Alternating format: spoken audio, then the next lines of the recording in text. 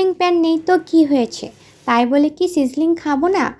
আর আজকে কিন্তু আমি সেরকমই একটা রেসিপি আপনাদের সাথে শেয়ার করব। সেটা হলো বিফ সিজলিং রেসিপি। কিভাবে প্যান না থাকলে বিফ সিজলিং বাসায় বানানো যায় সেটাই দেখাবো। এখানে আমি গরুর মাংস 1.5 কাপ পরিমাণ নিয়ে এটাকে লম্বা করে এভাবে কাট করে নিয়েছি। এখন এখানে হাফ চা চামচ আদা বাটা, হাফ চা চামচ রসুন বাটা, লবণ স্বাদ মতো, শুকনো মরিচ গুঁড়া হাফ চা চামচ, সয়াবিন তেল হাফ টেবিল চামচ পরিমাণ মতো দিয়ে সব কিছুকে একত্রে নেড়ে ছেড়ে ম্যারিনেশন করে এর মধ্যে কিছুটা পানি দিয়ে দিয়েছি এটা সেদ্ধ হওয়ার জন্য। মাংস সেদ্ধ হয়ে গেলে আমি আগে থেকে লম্বা করে কেটে রাখা গাজর, ক্যাপসিকাম আর কিউব করে কেটে রাখা পেঁয়াজ দিয়ে সামান্য নাড়াচাড়া করে টমেটো সস আর সয়া সসের মিশ্রণটা দিয়ে দিব। অল্প কিছুক্ষণ নাড়াচাড়া করে এখানে কর্নফ্লাওয়ার মিশ্রিত পানিটা দিয়ে গোলমরিচটা দিয়ে নামিয়ে নিব চুলা থেকে।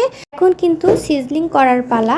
আমার সিজলিং প্যান নেই তো কি হয়েছে, লোহার কড়াই তো আছে, তার মধ্যে সিজলিং করে নিব। এই জন্য ওই প্যান আমি ভালো করে গরম করে নিয়ে তার মধ্যে বাটার দিয়ে, তার মধ্যে রসুন কুচি দিয়ে আর রান্না করে রাখা মাংসটা দিয়ে উপর থেকে আবারও কিছু কিউব করা কেটে রাখা পেঁয়াজ দিয়ে সব কিছুকে একত্রে ঢেকে দিয়ে ব্যাস অপেক্ষা করব সিজলিংয়ের জন্য। চুলাটা কিন্তু অফ করে দিতে হবে। ব্যাস হয়ে গেল আমার বিফ সিজলিং।